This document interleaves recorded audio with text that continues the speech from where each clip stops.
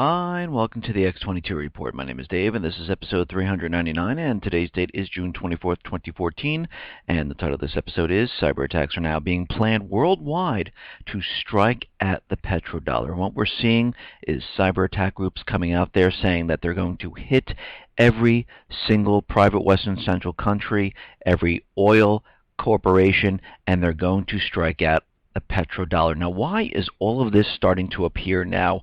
Why do we see websites like CNN and other websites being posted with information about the dollar, how China's going to collapse the dollar, how this organization is going to go around and cyber attack and pretty much bring down the petrodollar, because they realize, and when I say they, it's the central bankers, U.S. government, that the system is starting to completely fall apart, and they need to build this propaganda and make everyone believe that something is really coming. And of course we know they will be planning this from the inside to make it look like another country is doing this, but this is all propaganda to make everyone feel like we are being infiltrated, that these groups from Syria, from Iraq, the ISIL, the ISIS groups, are coming here to the United States to wreak havoc on the country. And they want everyone to continually believe that this is actually occurring. And as we know, this is not really what's going on. What we know is that the United States government, the central bankers, realize they can only keep the system propped up for so much longer before they get the war started. And of course, we know that they don't want to be blamed for what is about to happen, the collapse of the economy, the collapse of the world economy, so they want to blame this on another country. And this is why you see the European nations, UK, and here in the United States all up in arms saying that ISIL and ISIS, they are bringing terror to all the countries. It's going to be worse than 9/11, and they're continually propping this up, using the propaganda to make everyone believe that something will occur. And what we're really seeing out in Iraq right now is that there are two different groups out there. There's ISIL, which is controlled, of course, by the United States government and Israel and other Arab nations. They were sent into Iraq to cause terror. And what happened at this point is that the Sunni militants decided to latch onto this. They saw this as an opportunity to have a revolution. And this is what we're seeing right now. And of course, everything got out of control, as it normally does with this administration. They can't control it anymore, and it's getting worse and worse as time goes on. And what we're seeing is the United States government central bankers are looking at the situation going, we just wanted the terror group in there. We didn't want this whole thing to occur because we don't want to lose control of Iraq, and that's exactly what's happening now. The Sunni militants, the Sunni tribes are now moving and growing bigger and bigger in the country. And the United States government central bankers are definitely worried about this.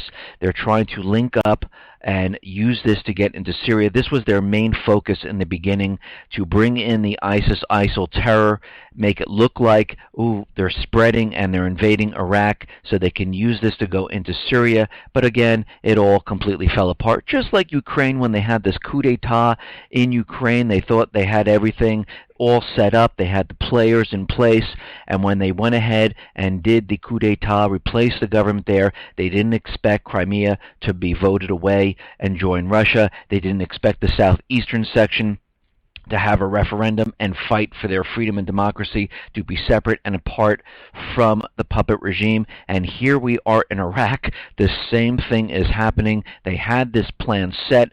They had it in the bag. They thought they were going to go ahead, use this terror, and convince everyone that they'll be attacking the United States. They're moving out of Syria and into Iraq. We need to go in and bomb the northern section and move into Syria. And now we see it's completely falling apart. Let's get into the economic collapse news, and we will get further down in this report to this section, and we'll discuss this further about what's going on in Iraq.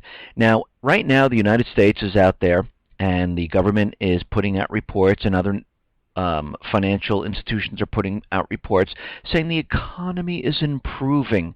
Everything looks fantastic. And right now, the consumer confidence surged to its highest since January 8th. We remember what happened in 2008. towards the end of the year, the entire market collapsed. We went into a recession/depression. So right now we're seeing the same pattern again.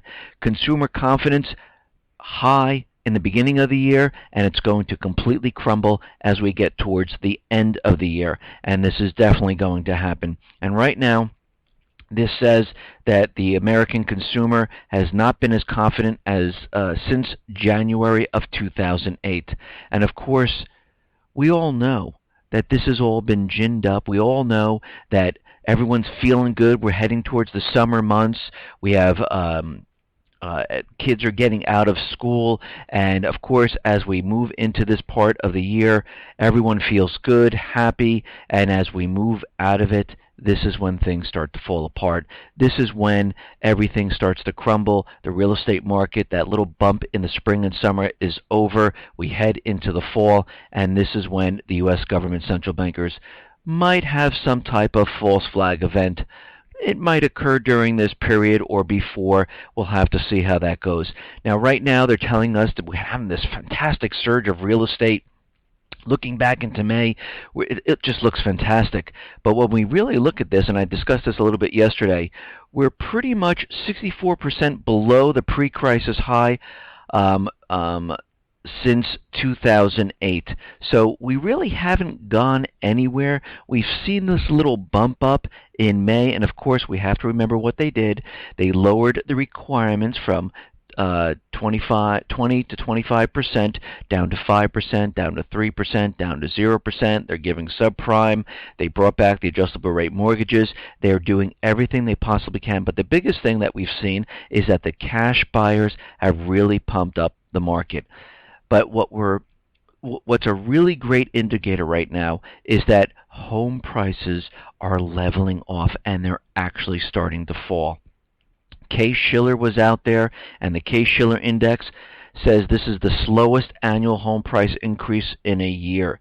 Case-Shiller titled its summary presentation of the April housing market based on its 20-city composite index rate of home price gains drop sharply. The disappointing print certainly took economists by surprise, who were expecting an 11.5% increase.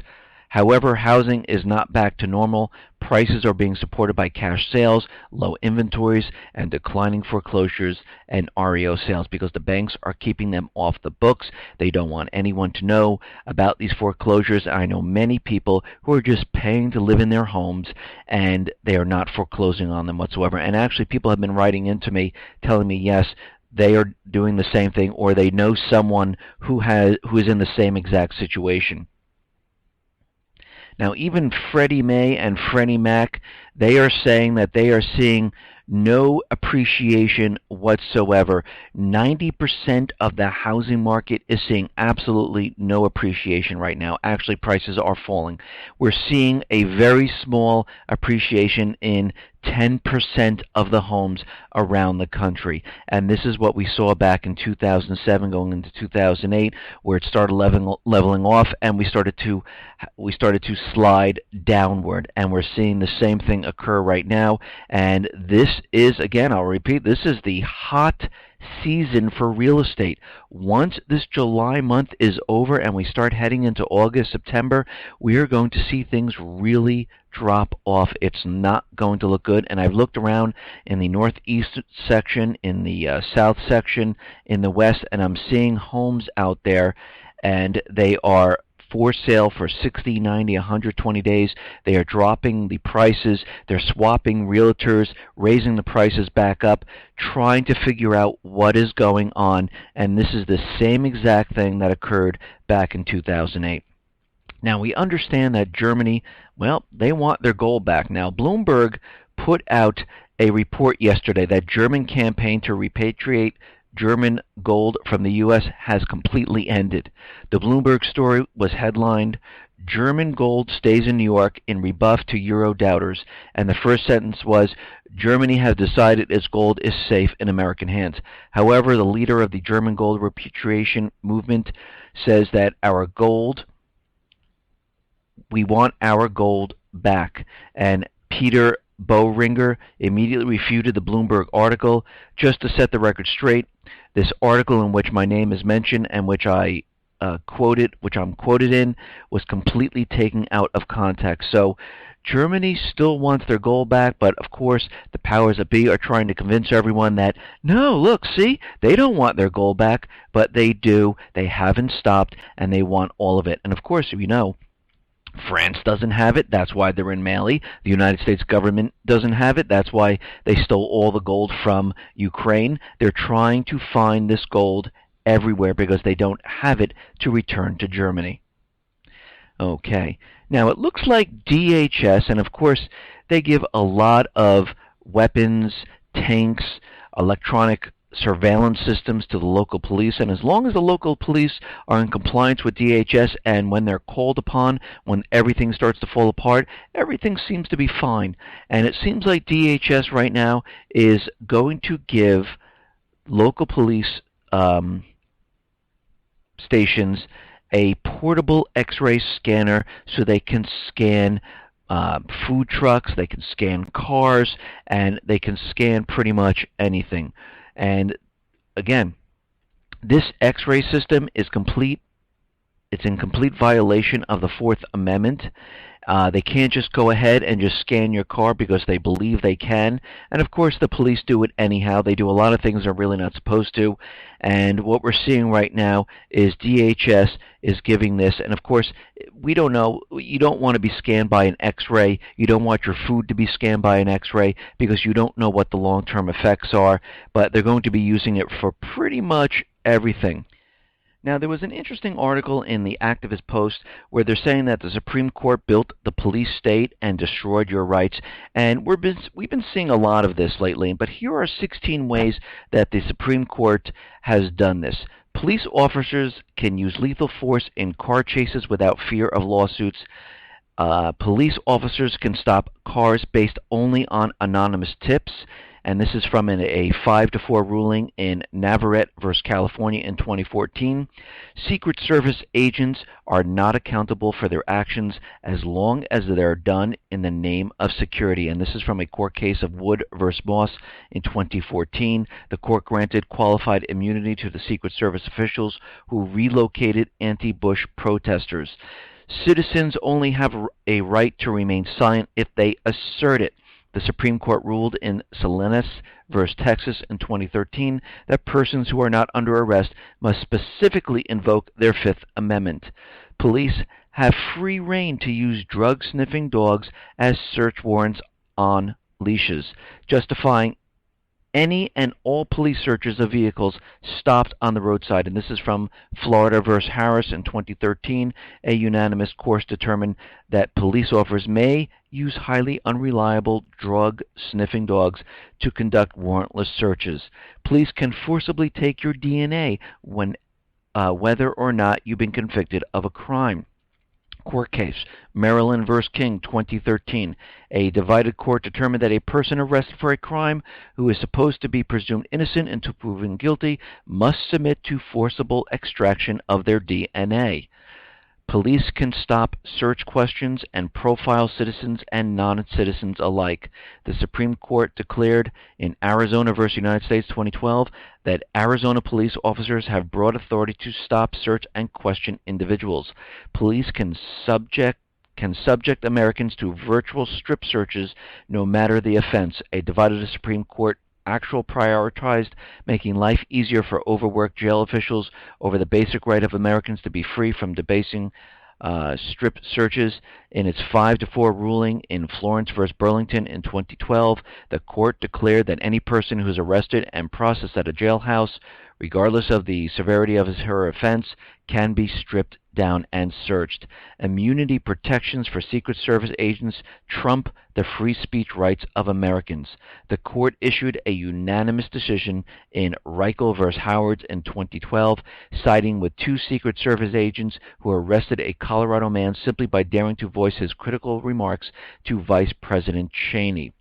Police can break into homes without a warrant, even if it's the wrong home. In an 8-1 ruling in Kentucky v. King in 2011, the Supreme Court placed their trust in the discretion of police officers. Police can interrogate minors without their parents present. In a devastating ruling that could very well do away with the Fourth Amendment protections, the public school students and their families, the court threw out a lower court ruling in Cameretta v. Green in 2011, which required government authorities to secure a warrant. It's a crime not to identify yourself when a policeman asks your name. In Heibel v. 6th Judicial District Court of the State of Nevada in 2004, a majority of the High Court agreed and refusing to answer when a policeman asks, "What's your name?" Legally owning a firearm is enough to justify a no-knock raid by the police. Justices refused to hear Quinn v. Texas in 2014, the case of a Texas man who was shot by police through his closed bedroom door and whose home was subject to a no-knock SWAT team-style forceful entry. The military can arrest and detain American citizens. In refusing to hear Hedges v. Obama 2014, a legal challenge to the indefinite detention provision of the National Defense Authorization Act of 2012, the Supreme Court affirmed that the President and the U.S. military can arrest and indefinitely detain individuals, including American citizens. Students can be subject to random lockdowns and mass searches at school. The court refused to hear Burleson v. Springfield Public Schools 2013, a case involving students at a Missouri public school who were subjected to random lockdowns and mass searches. Police officers who don't know their actions violate the law aren't guilty of breaking the law. Wouldn't that be great for you if you're saying that you didn't know the law and you're just let off scot-free? But it really doesn't work like that for the everyday person. The Supreme Court let stand a Ninth Circuit Court of Appeals decision in Brooks v. City of Seattle 2012, in which police officers who clearly used excessive force when they repeatedly tasered a pregnant woman during a routine traffic stop were granted immunity from prosecution. So you can see the police state is growing. They really pretty much don't care about the people's rights. They will use anything and everything to do what they need to do. And we see the police state is growing around the United States. They are looking more like military. They're receiving more and more tanks, more ammunition, more machine guns, more military garb, and we can see they are becoming in compliance with DHS, because as we know, when the economy completely falls apart, what is going to happen? DHS will then be activated. We'll see a completely different side of DHS, and all local law enforcement will come in compliance with DHS, and all of a sudden we will see those teams of people looking for certain individuals on lists, and these lists have been correlating and creating these lists for a very long time using fusion centers and NSA, and they're keeping all the data to make sure they know who you are associated, what your beliefs are, where your money's going, who your friends are, and this is exactly what is going on right now. Now, out in Ukraine, we understand that pretty much all the natural gas runs through Ukraine, and the Russians are very worried that Ukraine, who hasn't paid their bill, is going to siphon off this gas. So they're looking to have a different way to provide gas to Europe.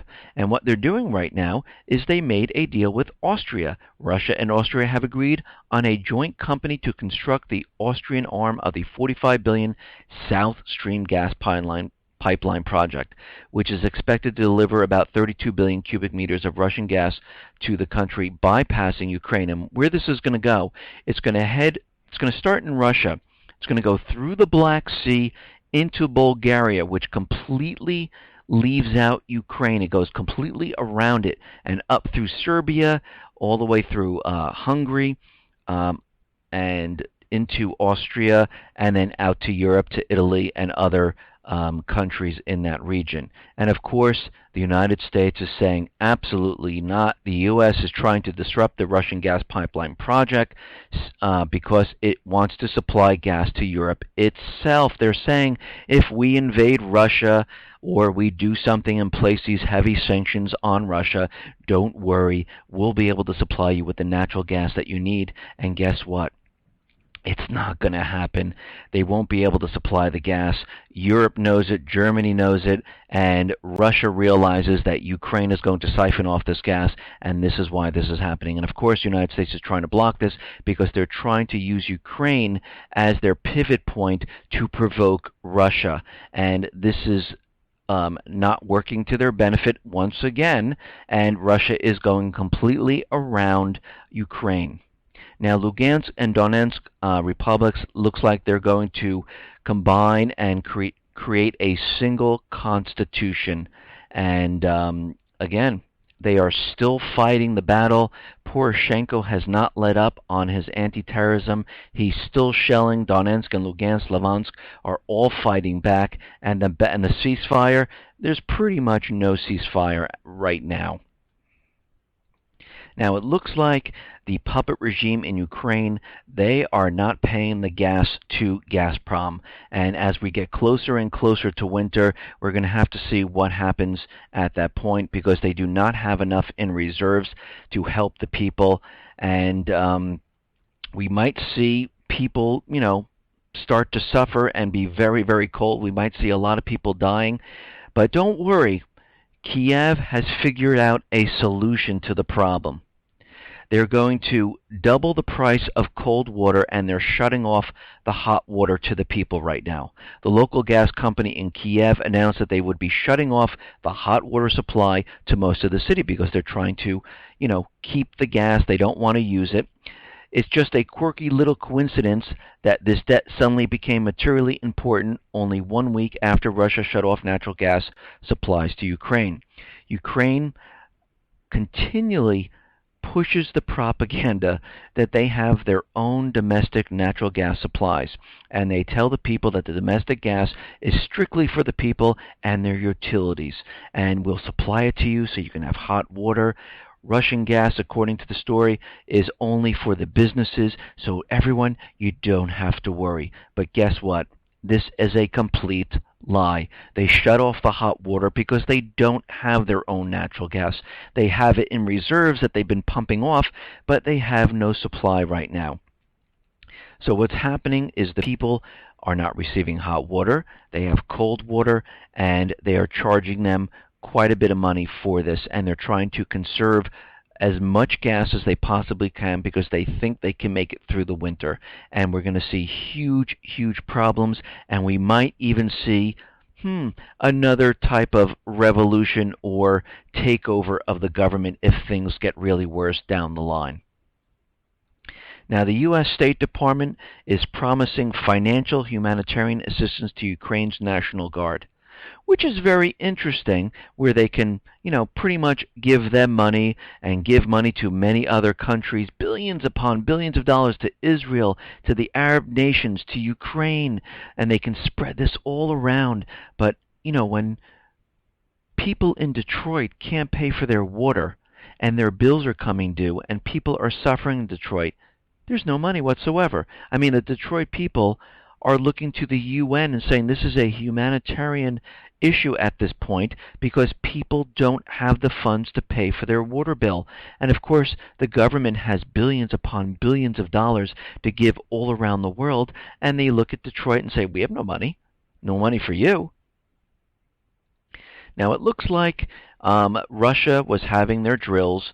These were surprise drills, and now after these drills, it looks like all Russian troops will be returning to their military bases after the exercises. And of course, all this propaganda that you saw from NATO and the United States government and the corporate media that Russia is building up their military forces, they're all starting to return back to their military bases. And now Putin is taking one step forward, and he is saying that he is going to try to revoke the permission for the use of military force in Ukraine. Remember back when the coup d'etat was happening, he went to the Russian government, parliament, and said, give me permission to invade if we need it. And of course they did. And now he's saying that we don't need it anymore. Let's defuse the whole situation. And Russian President Putin suggested that the upper chamber of the Russian parliament, the Federation Council, cancel its permission for a Russian military action in Ukraine. And he's trying to normalize the situation. This way they can say, listen, hey, we got rid of that. We're not attacking. We are not doing anything. So all this propaganda about us going in and invading and all this is complete propaganda, and we are not doing this whatsoever. Now, in Ukraine, we can see that as soon as Poroshenko said that he wants the ceasefire, he started shelling the people once again. And then, of course, the Donetsk, the Lugansk, and the Slavansk people retaliated against Poroshenko. And now Poroshenko is out there saying that this ceasefire may end before the deadline right now. Ukraine says 9 people dead in that helicopter that was downed by the people in those southeast regions. And of course, if you're going to fly your military helicopters or planes in a region where there's hostility because people are fighting for their freedoms, you need to expect that they will be shot down. If you really wanted a ceasefire, Poroshenko, I would have kept your planes, your helicopters out of the area and pulled back your troops a little bit to show good faith. But he didn't, because they didn't want peace. It's not on their agenda. And so Poroshenko is out there, and he is saying that the ceasefire might end very, very quickly. Now, as we know, in Iraq, John Kerry has landed, and he's been talking to Maliki, saying that the U.S. is supporting him, but we want him out of office, but we are supporting you, and you need to get the situation under control. All the different tribes, the Sunnis, the Kurds, you need to bring them together, and if you can't do it, we might need to replace you because everything here is getting out of hand. Of course, John Kerry went up to the Kurds, and he arrived in the Kurdish region, and he is trying to prevent the country from splitting apart in the face of a Sunni militants pushing towards Baghdad. Kerry landed in Erbil to urge Iraqi Kurdistan President Barzani to work to uphold Iraq's cohesion. And he's running around trying to convince everyone that, stick together, fight these forces, because, the Sunni people are rising up and they want to overthrow the government. Now, it seems like Jordanian warplanes were hitting the ISIL people on the Iraq border. Fighter jets were intended to send a message to the militant group that stand on the other side that penetrating the border is completely impossible, and Jordan said, we will stop you at any cost. And there's some rumor out there that U.S. has been using drones to strike ISIS. U.S. planes bomb targets in the drone region based on the Iraqi-Syrian border, according to sources close to the Iraq Prime Minister Maliki. U.S. President Barack Obama announced last week that Washington will be specific on their strikes on the armed militants who control some Iraq cities. And of course, Pentegon is completely denying that they were striking anything. And of course, Maliki's out there saying, nope, it was the U.S. They were hitting the targets. They were hitting ISIS and ISIL. We were not. Now, it seems Iraq's largest oil refinery in Baiji is being held by the Sunni tribes. Sunni tribal fighters in Iraq took control of the country's largest refinery in Baiji. Government troops guarding the enterprise laid down their arms and left, after which the territory was occupied by the so-called Revolutionary Arab tribes who opposed the central Shiite Nouri al-Maliki government. The extremist group of Islamic State of Iraq and Levant, who has taken already several districts of the country under it and have them under its control. What's happening is ISIL was put into place to cause terror in Iraq to eventually allow the United States to go into Syria. What happened was the Sunni people and the tribes around the region saw this as their opportunity to stage a revolution. The Sunni fighters say they have no relation to the terrorists, and the current events in the country presented as a rebellion or people's revolution against the government of al-Maliki. And this is why we see John Kerry down there now saying you need to get control and start to talk to the Sunni people, to the Kurds, and keep the country together, because our plan was to have ISIS and ISIL cause terror in the region, which would allow us to go into Syria. That was our plan. We didn't want to interrupt what was going on here. We have a great deal. You're using the U.S. dollar. We backed you up on having everyone in the region use Baghdad as selling the oil, and we want to continue this. But if you cannot bring the country together, guess what? We will have to replace you, because we're not at the point where we're going to create this separate Sunni, Shiite, Kurd nation. We haven't tackled Syria yet. So let's get this under control, because we are losing control right now, and things are going crazy here. And this is exactly what is going on. You can see it. And now we have two situations going on. We have ISIL, ISIS terrorists, who are being funded, of course, by the United States, Israel, and other Arab nations. And then we have the tribes of Iraq saying this is a perfect opportunity. They are building, and more of the tribes are getting together saying this is a great opportunity. And we have to go back to the situation when ISIS and ISIL first went into Mosul, when the armed Iraqi soldiers got a call from higher up saying, just leave your positions, let them go in there. They dropped their weapons and they left. Some turned to the other side, some just left, and at that point, this is when the Sunni tribes saw a great opportunity. They picked up the weapons. They have a lot of ammunition. They have a lot of weapons, and they used it to their benefit. And this is the problem. And of course, the administration is trying to make it look like this is spreading to Libya, it's spreading to Yemen, this is crazy. Of course, this is not what's happening. What's really happening is they're separate and apart in Iraq, and other nations have their people rising up. And of course, the Yemen president was out there trying to convince everyone that the al-Qaeda factions in Yemen weren't even Yemen. And of course, the people in Yemen saying, yes, we are the tribes, we want our country back. Now, as we hear, the 300 military advisors are now in Iraq, and Washington has secured acceptable assurances from Iraqi authorities shielding U.S. Special Forces from local law. The deal comes as U.S. forces are set to begin advising the embattled Iraqi army as Sunni militants continue their surge across the country. I thought these were just advisors. I thought that's all they were there, and to guard the embassy. So why do they need all these acceptable assurances where they're shielded from Iraqi law? Are they planning something else covert? It could be. The Defense Department has yet to receive in writing immunity agreements for the troops, but Iraq has provided acceptable assurances for the 300 Special Forces troops President Barack Obama announced he would send to Iraq on Thursday. And they are in the country, and we can see they are definitely planning to do something.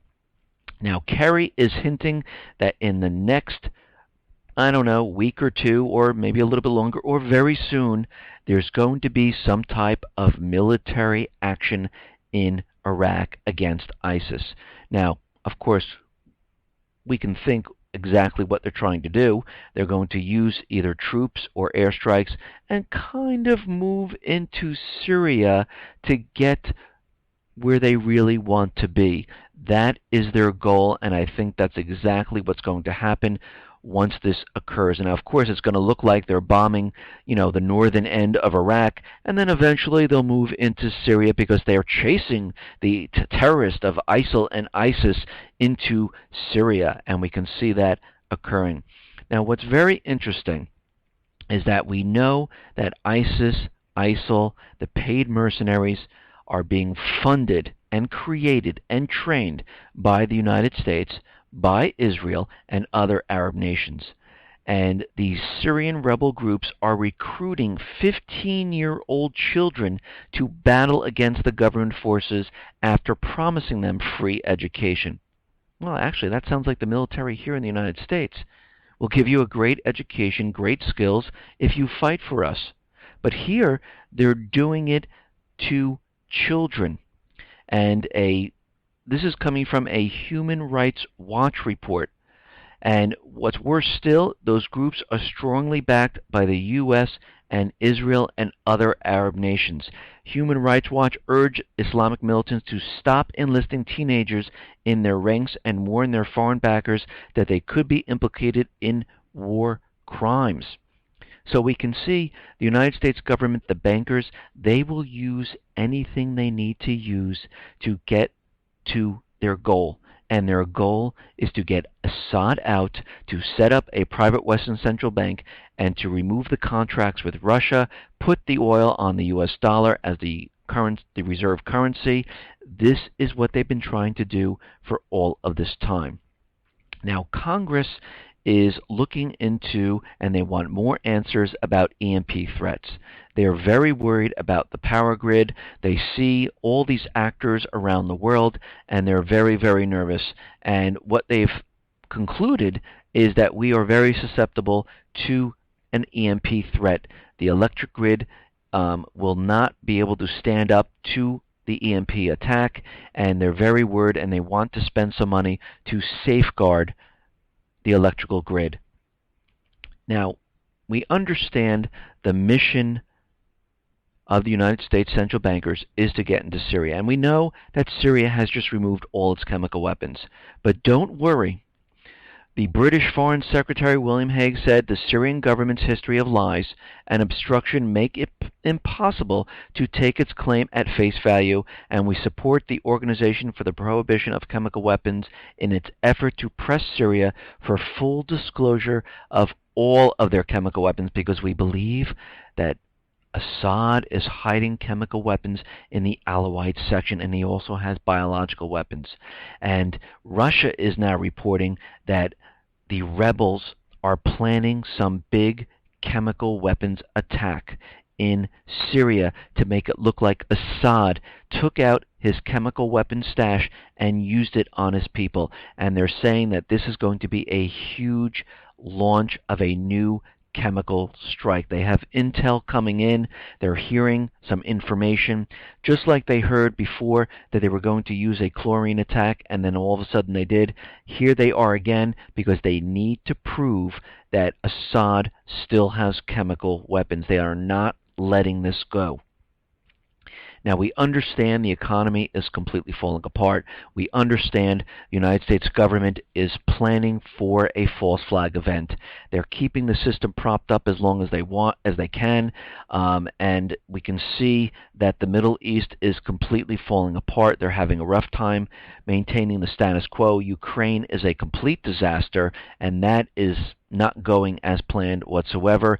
Africa, the same situation, and they've been building on the propaganda that other nations will be attacking the United States. Of course, they're using ISIS and ISIL right now. They've been using Syria, saying that they're a launch pad for terrorists. They've also been using China and Russia, and right now there's a new hacker group out there called Anon Ghost. The operation is targeting corporate websites from oil-rich countries in the Middle East and the West to protest what it calls exploitation via the currency of oil and gas. Anon Ghost wrote in a message on Pastebin that the corporations and governments being targeted have created a world order built on the Petro-Dollar, which fundamentally dehumanizes the economy. The group is planning cyber attacks on oil and gas corporations in the United States, Canada, England, Israel, China, Italy, France, Russia, Germany, and government websites in Saudi Arabia, Kuwait, and Qatar. So they're including anyone that does deals using the petrodollar. They will be getting hit with a cyber attack to destroy the petrodollar. The self-described Muslim hackers claim they've already defaced hundreds of sites to protest American imperialism and the global dominance of the greenback, seeing Saudi Arabia's cooperation with the U.S. as a betrayal of Muslim values. The New World Order installed their own rules so they can control us like robots, the message reads. They're planning this attack for June 30th. Now, do I think something is going to actually happen? It might, but I believe that this is more propaganda to build this up for the main event, and they're continually doing this. We saw the Syrian Electronic Army deface the CNN website and saying that China is going to be dumping all its treasury bonds down with the dollar, and this is complete propaganda, because why would the Syrian Electronic Army even care about that? They wouldn't. The same thing here with these Muslim hackers.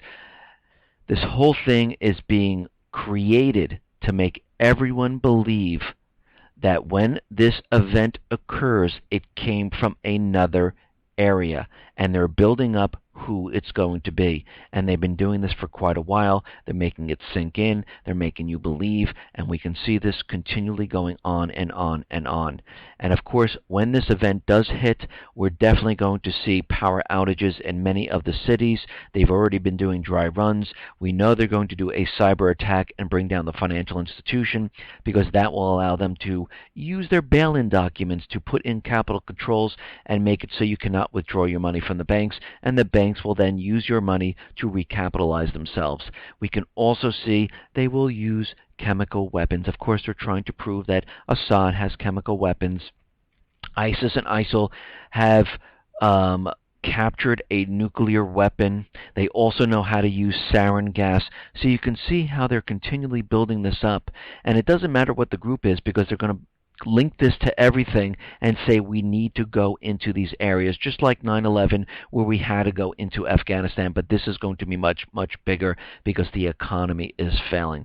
Listen, everyone, thanks a lot for listening. Be well, be safe, and especially be prepared. Thanks a lot.